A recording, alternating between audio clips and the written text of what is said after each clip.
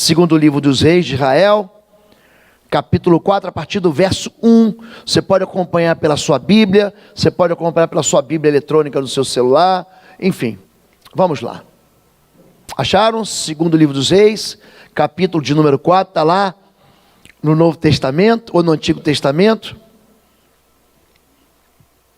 Diz assim então: certo dia, a mulher de um dos discípulos dos profetas foi falar a Eliseu: teu servo, meu marido, morreu, e tu sabes que ele temia o Senhor. Mas agora veio um credor, que está querendo levar meus 2 filhos como escravos. Eliseu perguntou: como posso ajudá-la? Diga-me o que você tem em casa. Ela respondeu: tua serva não tem nada além de uma vasilha de azeite. Então disse Eliseu: vá pedir emprestadas vasilhas a todos os vizinhos, mas peça muitas. Depois entre em casa com seus filhos e feche a porta. Derrame daquele azeite em cada vasilha e vá separando as que você for enchendo. Depois disso ela foi embora, fechou-se em casa com seus filhos e começou a encher as vasilhas que lhes traziam. Quando todas as vasilhas estavam cheias, ela disse a um dos seus filhos: traga-me mais uma. Mas ele respondeu: já acabaram. Então o azeite parou de correr. Ela foi e contou tudo ao homem de Deus, que lhe disse: vá, venda o azeite, pague suas dívidas, e você e seus filhos ainda poderão viver do que sobrar. Amém? Amém. Vamos falar hoje sobre milagres dentro de casa. Tá bem? Feche seus olhos. Pai, nós te bendizemos essa manhã, onde quando as tuas misericórdias se renovaram sobre nossas vidas, Pai. Queremos confessar aqui o nome do teu Filho Jesus e entregar a ti o nosso coração e a nossa mente como território da tua presença. Queremos aprender de ti, ouvir a sua voz. Portanto, o Senhor tem toda a liberdade, Pai, toda a liberdade a comunicar a tua palavra, nos ensinar a caminhar, a andar num caminho onde a tua presença se faz presente dentro de nós e dentro das nossas realidades. Fica conosco, Pai.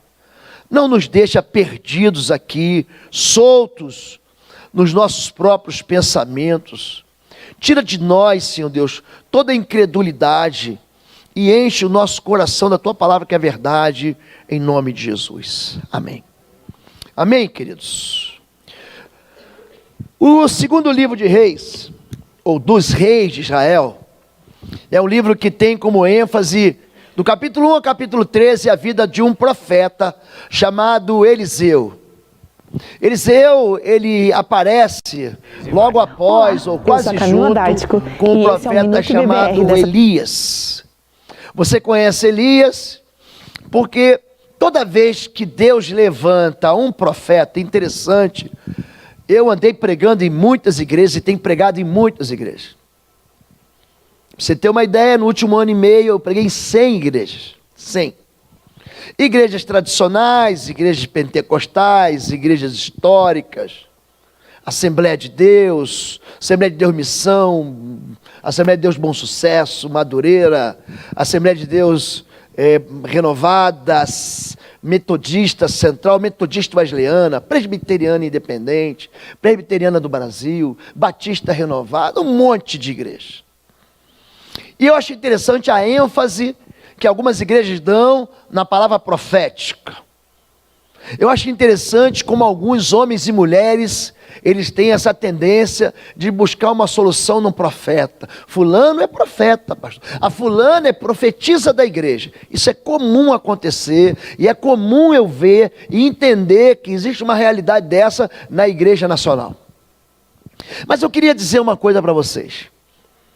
A Bíblia é a verdade.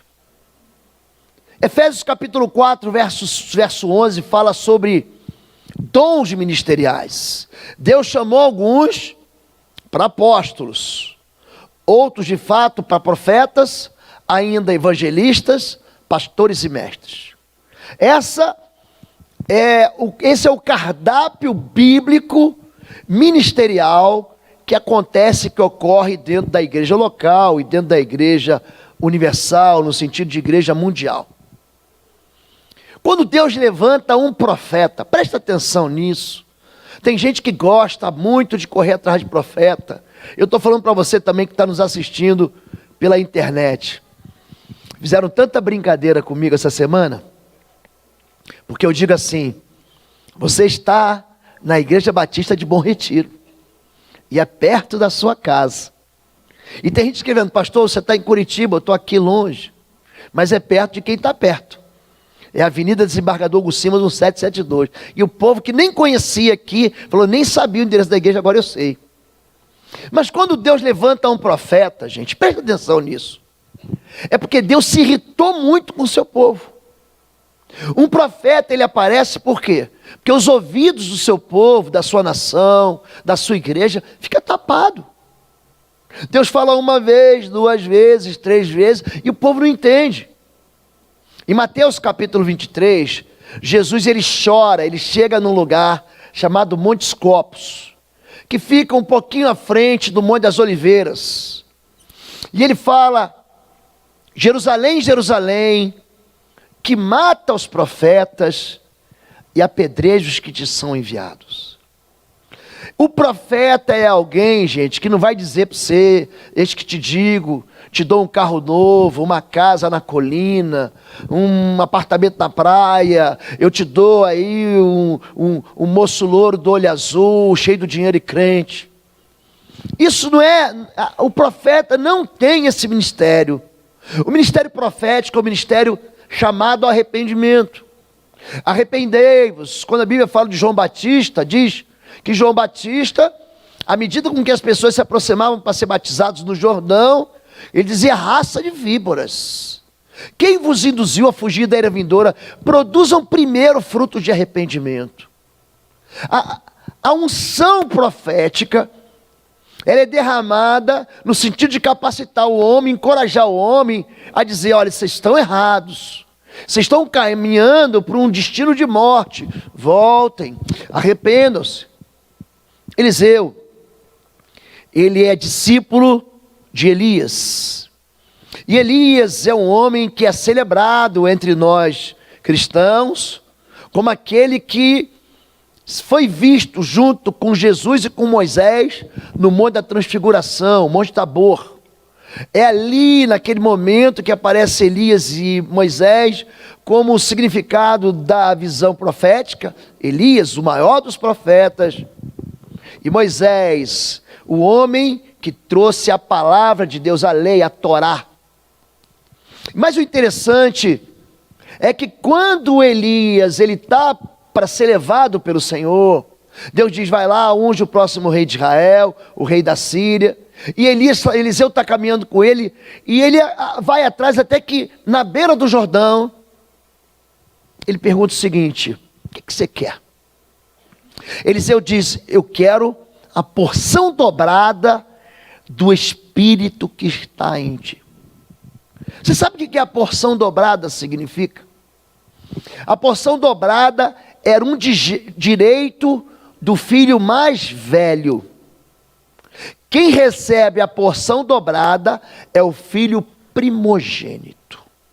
O primogênito recebe em dobro aquilo que os outros irmãos vão receber.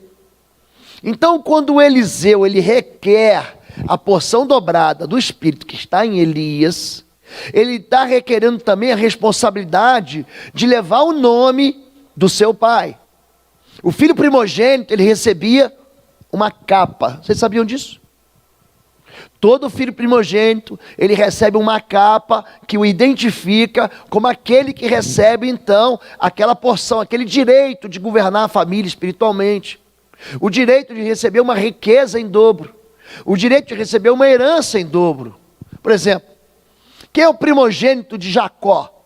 É Rúben, que perde o direito de primogenitura quando se deita com uma das concubinas do pai. E Simeão também perde, porque se junta com Levi para se vingar de Siquém. E os filhos de Lia, de Bila e de Zilpa, esposas de Jacó. Eles perdem o direito de primogenitura, que sobra para quem? Para o filho de Raquel, José.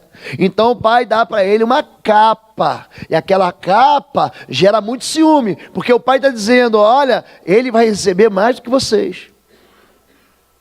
Quando Saul, ele é rejeitado pelo Senhor, quando Saul rebelde, ele é rejeitado, ele segura na capa de quem? De Samuel, e rasga. Samuel vai sair da tenda, ele segura e rasga a capa. E quando aquela capa se rasga, Samuel olha para trás e diz, assim também como a capa rasgou, eu rasguei de ti o reino, e dei para outro que vem depois de você, e que é melhor do que você.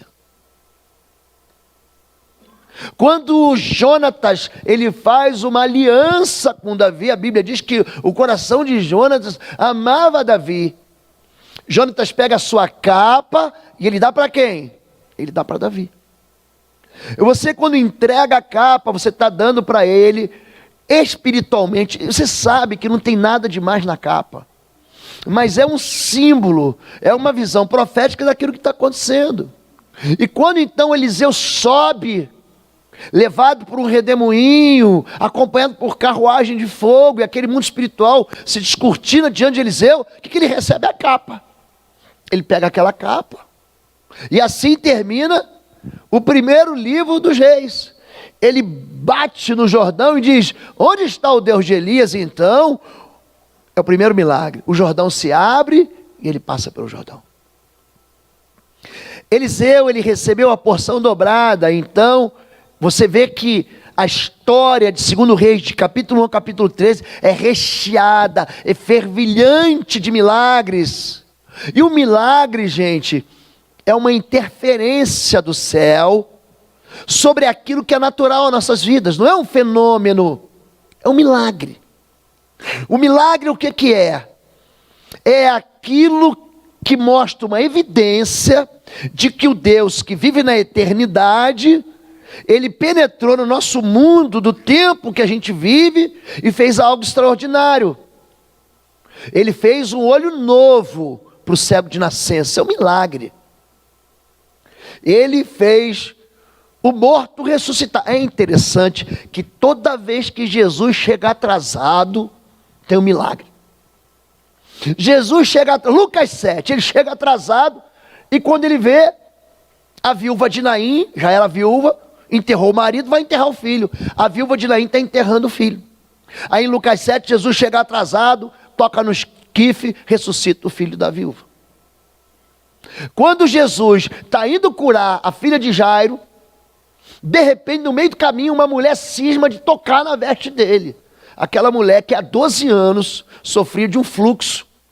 Então, mesmo naquela considerada impureza, ela toca em Jesus e diz, se eu tocar, eu vou ser curado. E aí Jesus é puxado por Jairo de um lado e puxado do outro lado por quem? Por essa moça.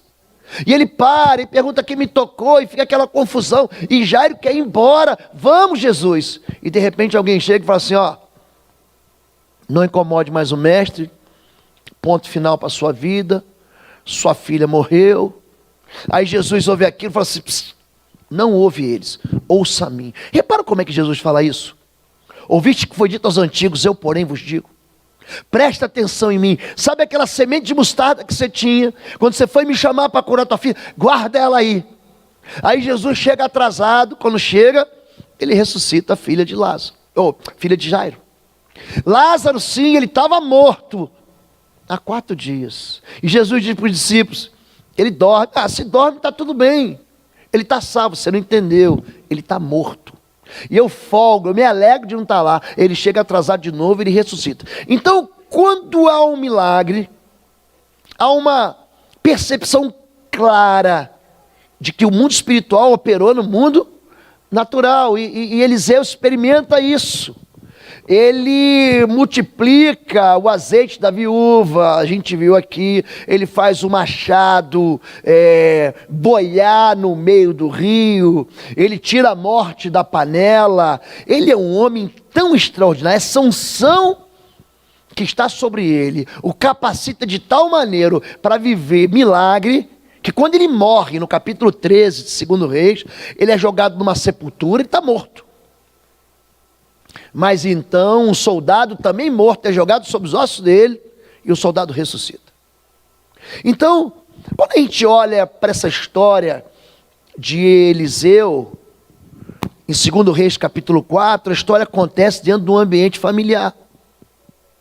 Você vê que a palavra casa, ela vai se repetir aí 3 vezes. O que você tem em casa?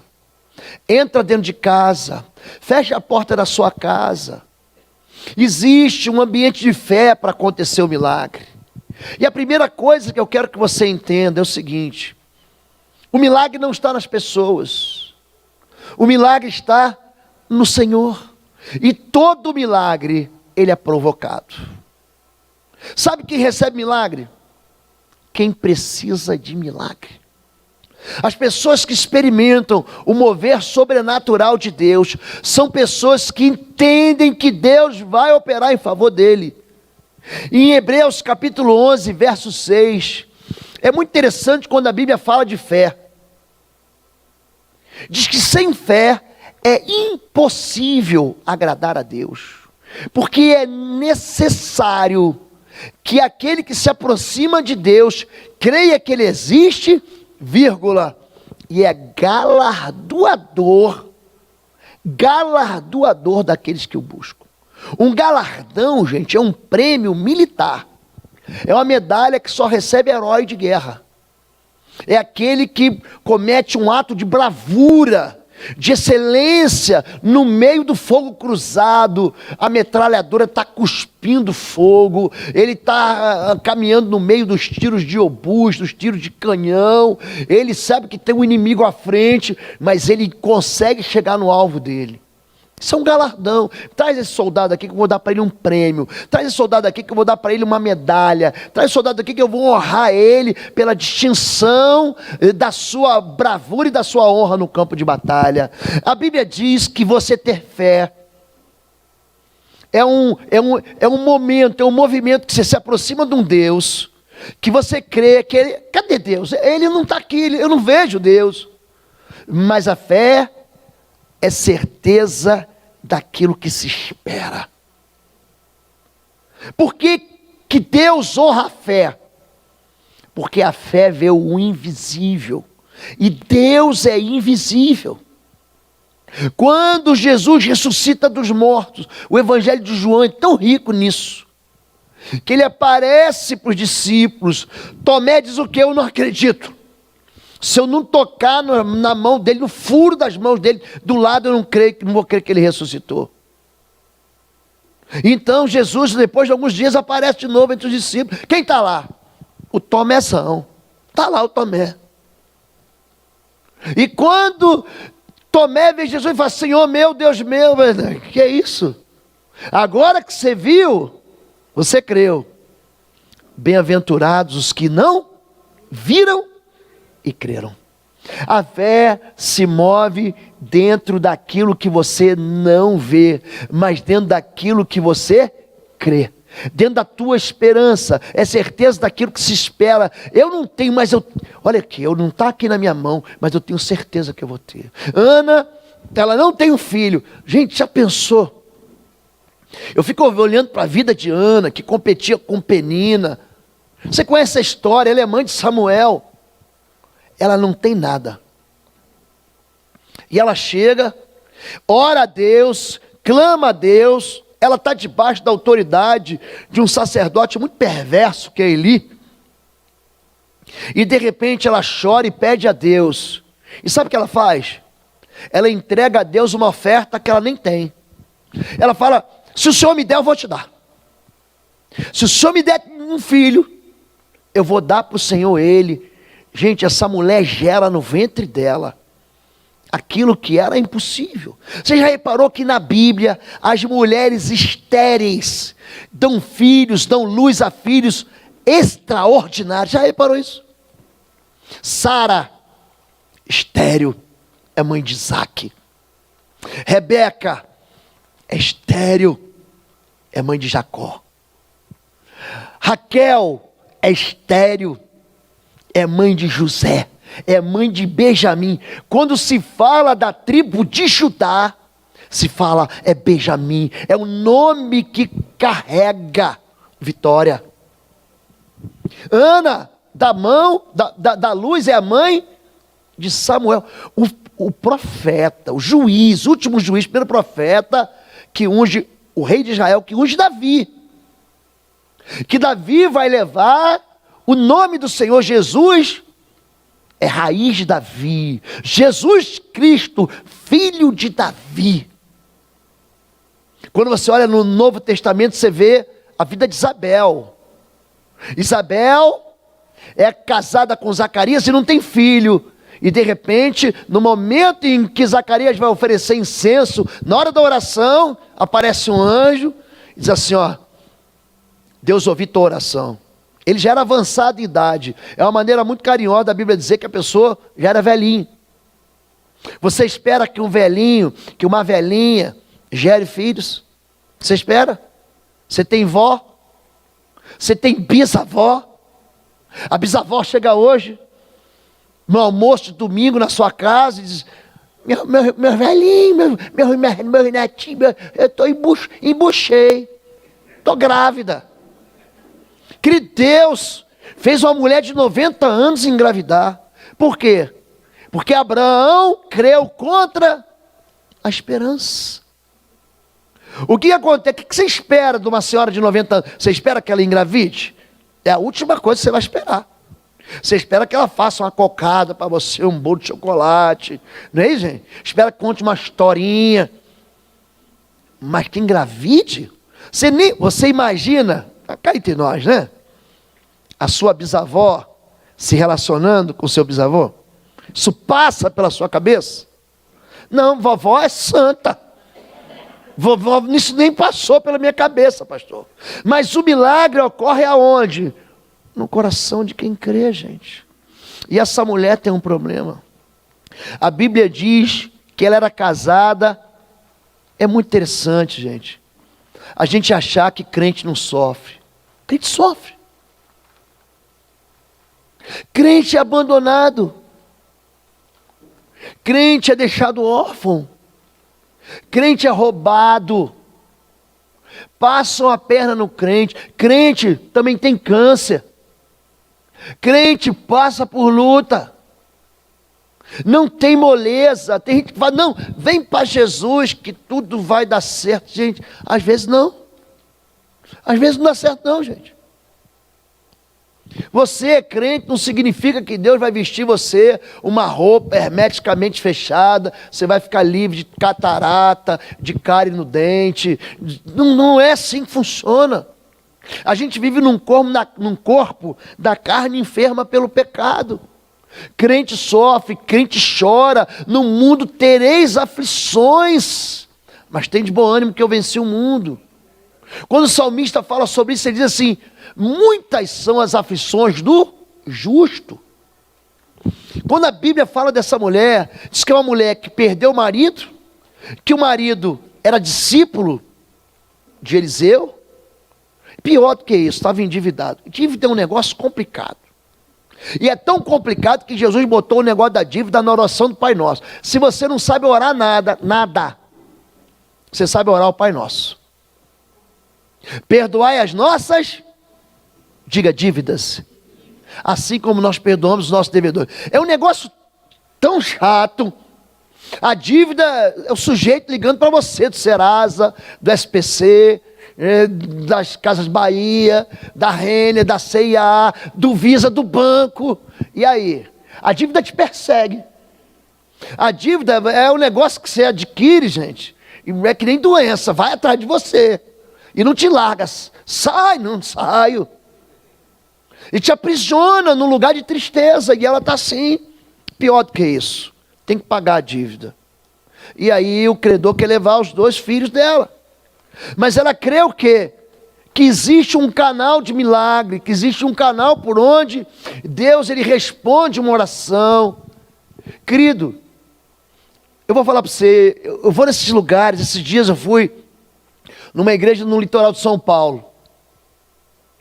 Entrou uma moça, ela não devia ter em torno de 20 anos. esse lado dela aqui inchado de um jeito.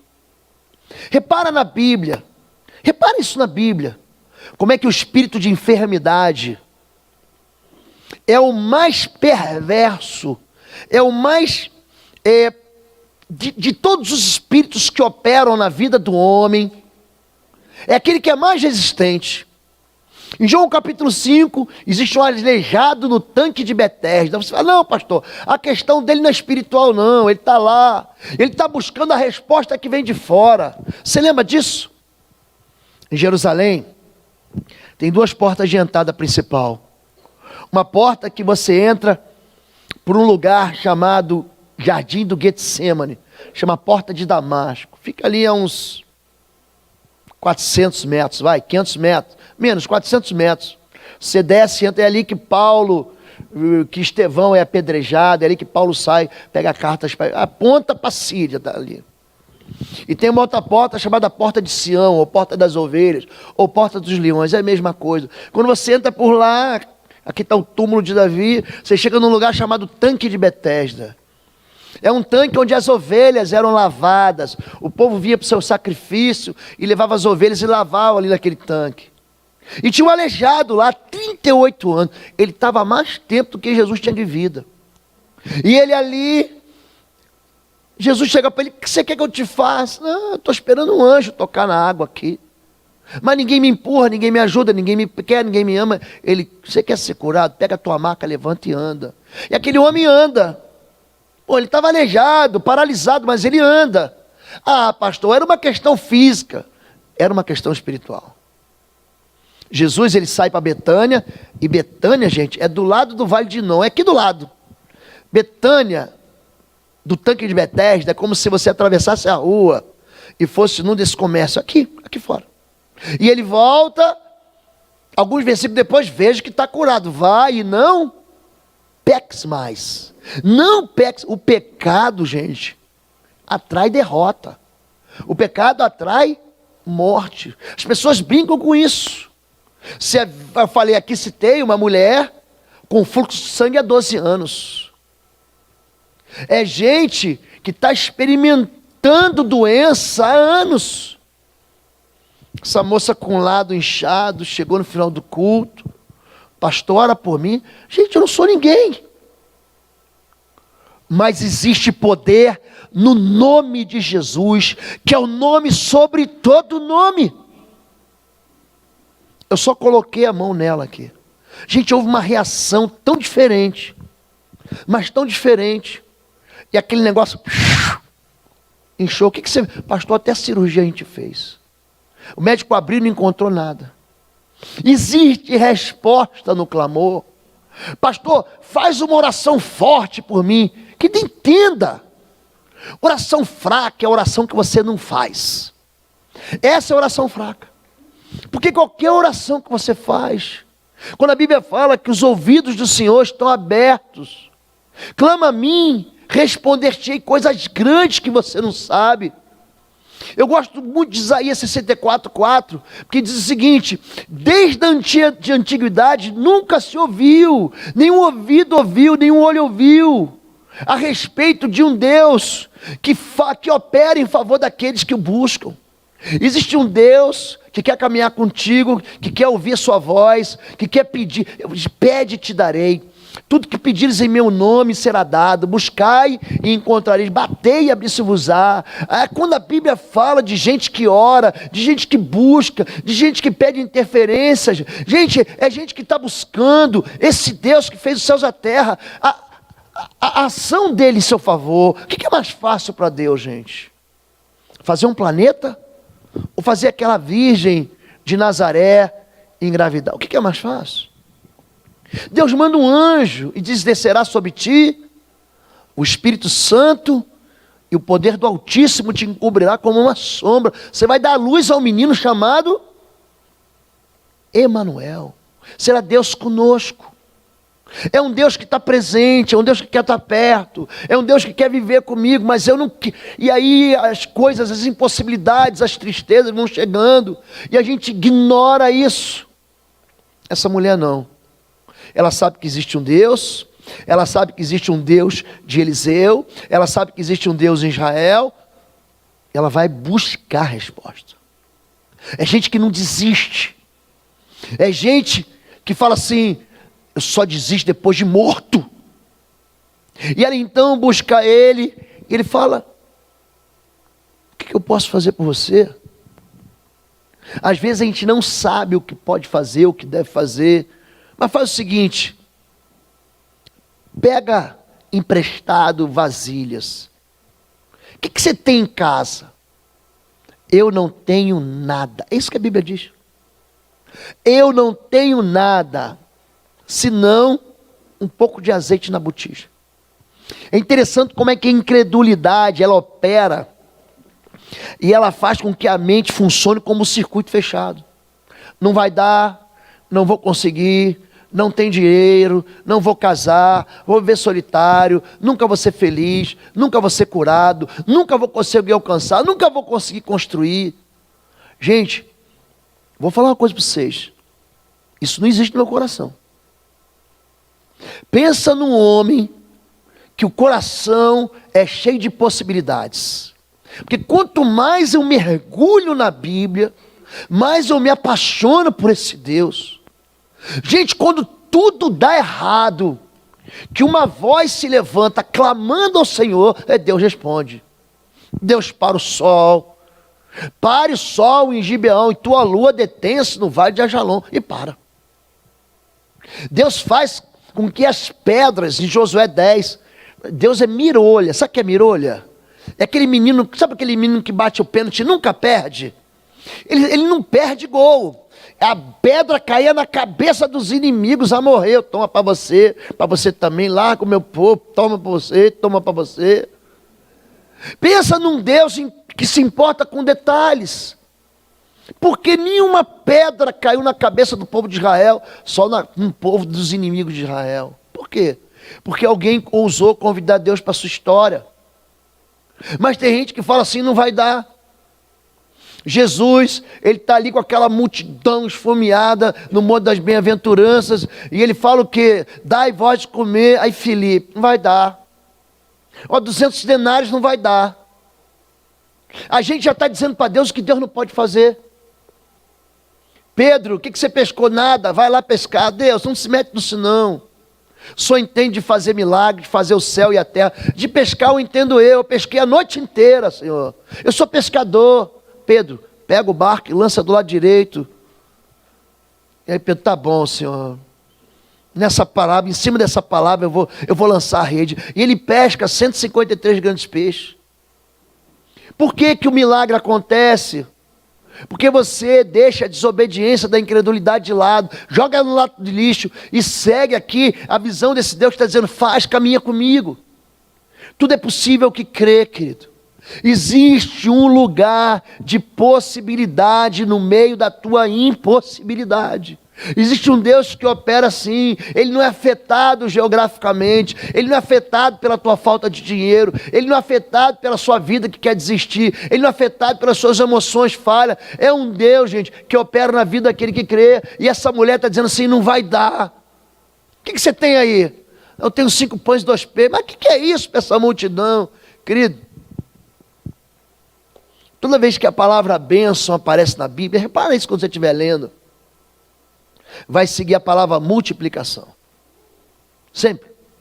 E Deus abençoou e os peixes multiplicaram. E Deus abençoou e as aves multiplicaram. E abençoou o homem, multiplicai-vos, sede fecundos. E abençoou o pão e o pão se multiplicou.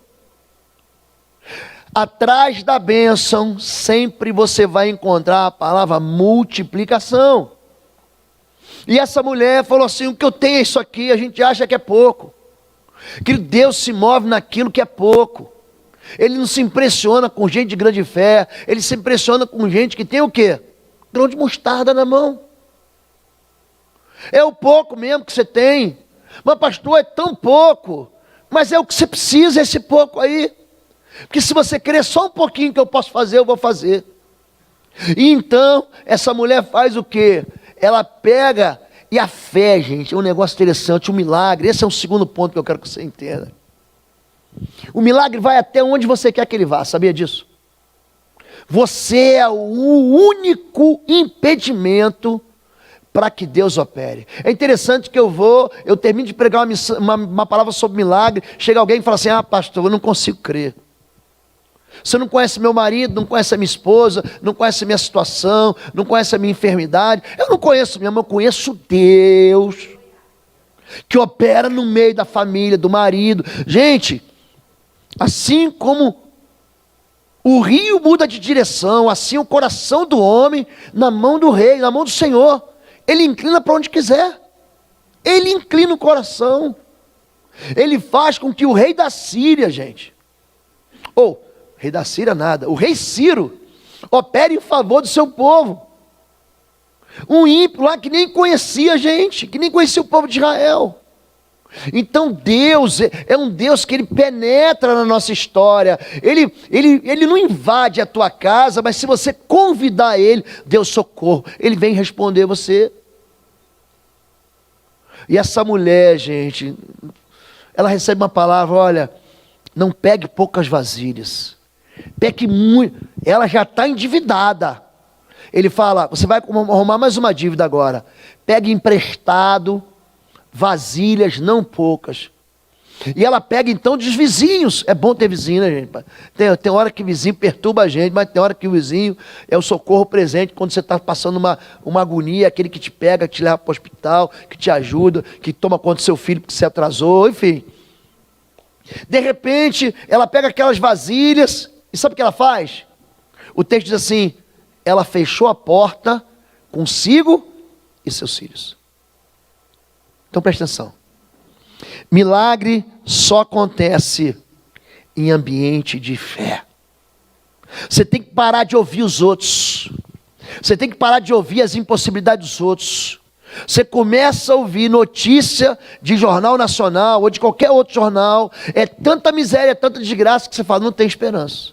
Esse Brasil não vai para frente, é mais um escândalo, é mais um político preso, é mais alguma coisa que podre que aconteceu e que apareceu, a economia não vai bem, o dólar sobe, a bolsa cai, e tem mais gente desempregado, e no final do governo era 11 milhões, já tem 13 milhões de desempregados, e eu não tenho jeito para mim. Por quê? Porque essas notícias, elas vão minando o teu coração. O povo de Israel, lá, o exército de Israel, no capítulo 17 de 1 Samuel, está de frente ali no Vale de Elá, de frente para o povo filisteu. Eles tinham tudo para vencer, por quê? Porque existe uma palavra de Deus: os teus inimigos virão por um caminho e por 7 fugirão. Eu mandarei meu anjo à frente de vós, ninguém vai poder tocar em vocês, mas eles estão com medo. Porque o medo, gente, é o contrário da fé. Não é a incredulidade que é o contrário da fé, é o medo. Você tem medo, você não obedece. Você tem medo, você não consegue crer que aquilo que Deus disse é verdade. Por quê? Porque o medo trava a tua mente. O medo faz você olhar para quê? Para a circunstância.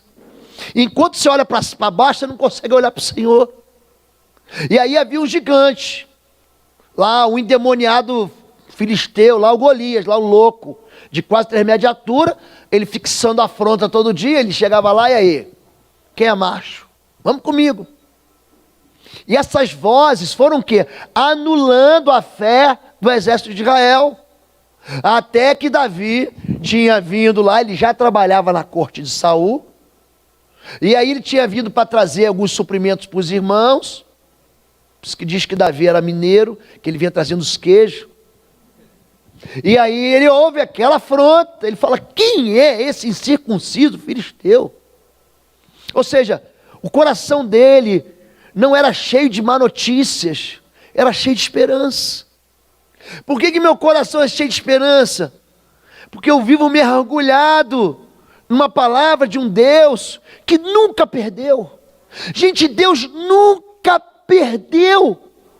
Como eu posso ficar triste? Como meu coração pode ser tão incrédulo se a minha vida é mergulhada na palavra de Deus?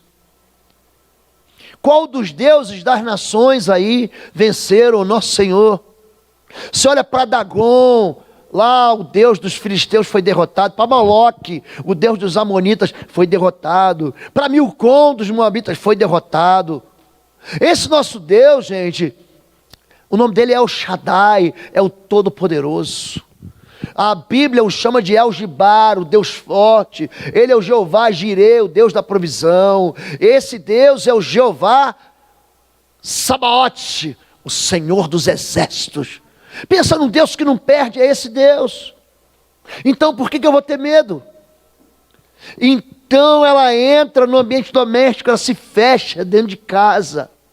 Ela para de ouvir as más notícias, ela para de ouvir as sentenças contrárias, ela para de ouvir as pessoas que estão falando contra, que não vai dar, que não vai conseguir, que vai dar, querido.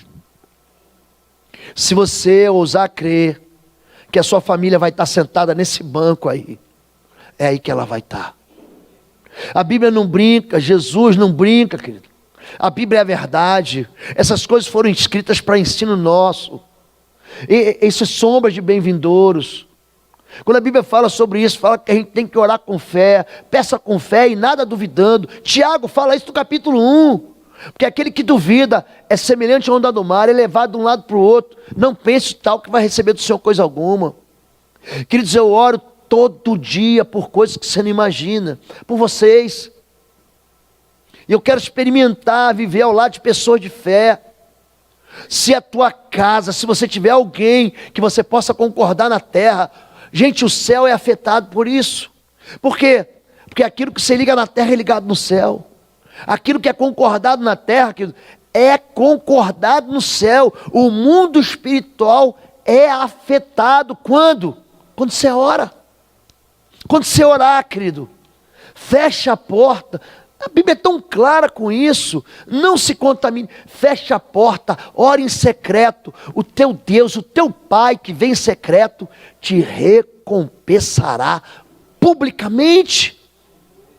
Há um lugar de publicidade. Ele vai contar para todo mundo, olha lá. Ele conta para o mundo espiritual, olha lá meu servo Jó, não há ninguém como ele. Homem íntegro, reto, temente a Deus, que se desvia do mal. Existe uma alegria, você percebe Deus. Pedir e dar-se-vos-á. Peça para que a sua alegria se cumpra. Essa mulher, gente, ela pega as vasilhas dos outros e ela começa a derramar. Então preste atenção. E ela enche todas aquelas vasilhas, até que ela pergunta, me dá mais uma. O filho fala, acabou.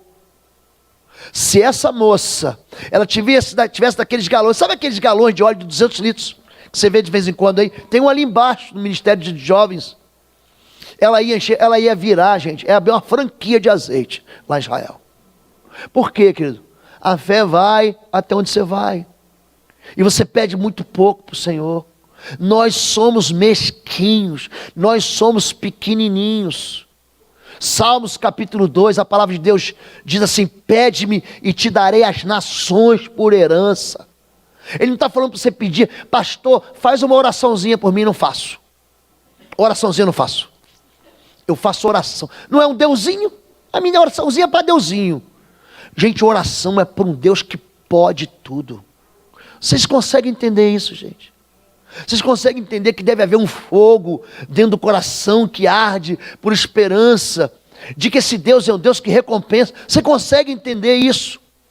Será que a nossa fé vai ser uma fé de vir no domingo e preparado para receber uma palavra e ir embora? Nossa fé, gente, ela tem que ser animada durante a semana inteira, durante todo esse tempo. Eu tenho que exercer isso, eu tenho que colocar em prática. A impossibilidade acaba quando chega Deus. O não vai embora quando chega Deus. O ponto final acaba quando chega Deus. Então, aquela mulher, ela prepara e quando tudo termina, acabou. E acaba de o azeite, ela fala assim, agora pega tudo, vende, paga a tua dívida e sobreviva do resto.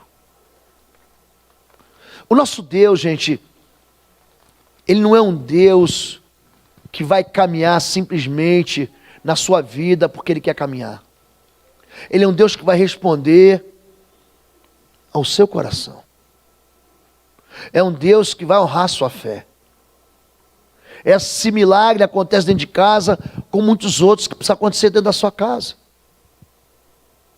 As pessoas são cruéis. Nós recebemos palavras de desânimo. Nós aprendemos a ser diminuídos na nossa imagem, na nossa identidade de filho de Deus dentro de casa. Você não presta. Ah lá o estabanado. Você não vai ser ninguém. Você nunca vai conseguir. Teu marido vai te tratar mal. Teu filho vai ser rebelde. Toda mentira que você acredita funciona igual uma falsa profecia. Em vez de você entender quem você é, que você é filho de Deus, que você é sal da terra, que você é a luz do mundo, que você é cidade edificada sobre o monte, que você pode todas as coisas naquele que te fortalece, você acaba acreditando numa voz mentirosa. Essa mulher é uma mulher, gente, que não para de crer, que fecha a porta para a incredulidade, mas principalmente, ela não vive de passado. A cada vasilha que ela enche, tem gente que para no milagre só. Ela é grata, mas ela, peraí, vem para cá. E enche outra. Encheu? Sou grato por esse milagre? Vem para cá. E enche outra, e vem, sou grato, querido. Você pode ser grato. Você pode ser grato. Mas tem gente que vive de um milagre que aconteceu há 20 anos, há 30 anos atrás. Tem gente que não experimenta milagre e fala assim, não, isso é coisa do meu avô, do meu pai. Mamãe orava e todo mundo era abençoado. Papai orava, vovô orava e Deus respondia. Não, mas e eu? Sabe por quê? Porque nós nos tornamos tão orgulhosos que nós achamos que nós mesmos somos as soluções para os nossos problemas. Eu vou dar um jeito aqui. Eu vou pegar um empréstimo. Imagina essa moça já endividada. Qual era a solução dela então? É por isso, querido, presta atenção, que Deus leva você para um deserto. Deuteronômio 8, eu te levei para o deserto, eu te humilhei, eu te deixei passar fome, para saber o que havia no seu coração, se você ia me obedecer ou não.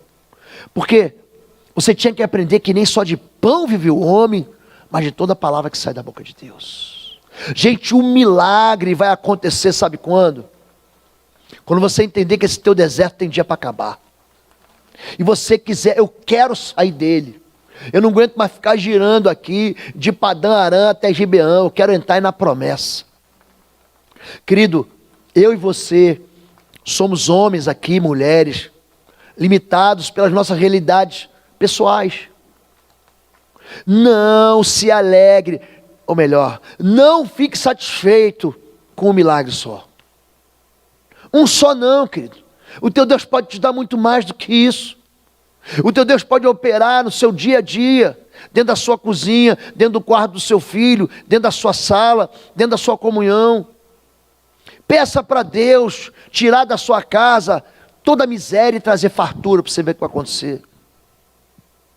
Peça, isso não é arrogância, isso não é prepotência, isso é humildade. Deus, eu não posso, me ajuda. Não, mas o coração do homem é orgulhoso, não vou nem orar. Não vou nem orar, porque Deus não vai me ouvir.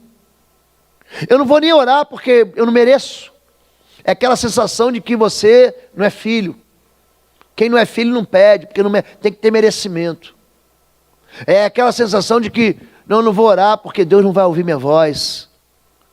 Queridos, quando a Bíblia fala que Deus inclina os seus ouvidos, quando o profeta diz, Senhor, inclina teus ouvidos para ouvir o meu clamor, fala de um Deus que não só age no meio da humanidade, mas Ele reage à fé daquele que crê.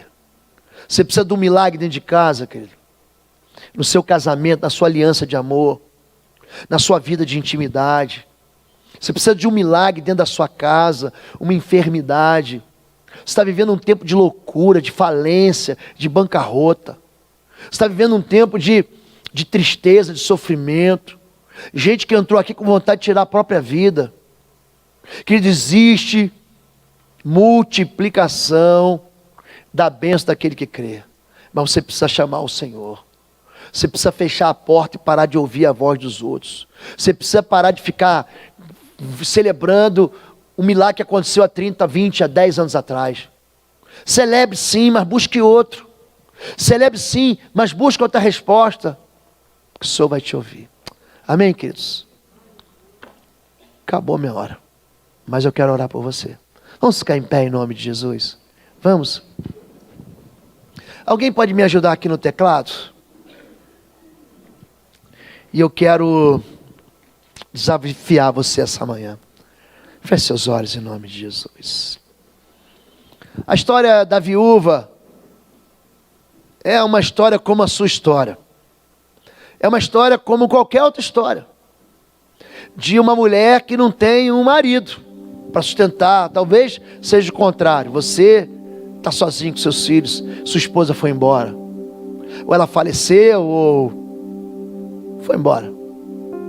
Talvez a tua história seja do filho. Um filho sem pai, um filho órfão. Talvez a tua história seja uma história assim de falência. Você quer convidar o Senhor hoje? Quer convidar? Eu preciso do Senhor. Hoje, você recebeu essa palavra. Eu sei que você é importante. Eu sei que você se veste bem. Eu sei que você estudou. Você quer convidar Deus para entrar em qualquer área da sua vida em que o azeite acabou? Se você quer isso, levante sua mão e diga assim: eu quero. Deus abençoe vocês, queridos. Deus abençoe todos vocês. Pode baixar sua mão. Você está vivendo momentos de luta dentro da sua casa. Não me importa o que é. De guerra, de confusão. Você está vivendo uma aflição, uma enfermidade. Algo falta na sua casa. Eu estou falando de família. Eu estou falando de pai, de filho, de irmão, de marido, de mulher. De sogro, de genro, de cunhado. Existe você precisa de um milagre? Só levante sua mão. Eu preciso do milagre, Senhor. Eu vou orar por você aqui. Você vai ver o que Deus vai fazer na sua vida. Você vai ver. Você vive de passado. Você quer ver o novo do Senhor na sua vida? Eu quero orar por você também. Quero orar para que Deus multiplique sobre a sua vida a presença dEle poderosa. Eu vou orar por você. E por último, alguém aqui essa manhã está afastado do Senhor e está voltando hoje, por esses tempos. Você quer receber Jesus na sua vida? Se você quiser fazer uma aliança ou renovar sua aliança com o Senhor Jesus, só levante sua mão, diga: eu quero. Deus abençoe. Deus abençoe. Vamos orar. Olha para mim aqui, pode abrir os olhos. Vamos orar, vamos clamar por um milagre. Você quer fazer isso? Você quer clamar? Então sai do seu lugar. Vamos ir aqui à frente, todos nós, para a gente fazer uma oração em concordância. Se você precisa de milagre, sai do seu lugar e vem aqui. E nós vamos orar. Vamos orar juntos. Eu queria que você ficasse junto com quem tivesse de você. Se tua família está aqui, abraça a sua família.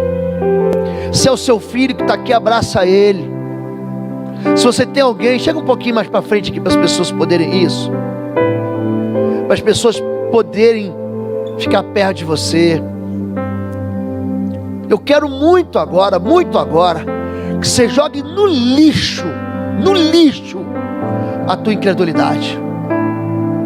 Escute, o Senhor Jesus está aqui. Está aqui. Jesus está aqui, querido. E não há nada que Ele não possa fazer. Nada. Feche seus olhos agora. Senhor Deus, nós nos juntamos essa manhã, nós colamos o nosso coração, o nosso sentimento e a nossa fé na fé dessa viúva de 2 Reis capítulo 4. Nós reconhecemos que o milagre vem do Senhor. Nós reconhecemos que o Senhor é a única resposta para as portas que estão fechadas. Nós reconhecemos que quando o Senhor entra, todo o medo vai embora, a desesperança, a tristeza, porque andar com o Senhor é andar com uma caixa cheia de possibilidades, é andar com um saco cheio, Pai, de respostas do Senhor.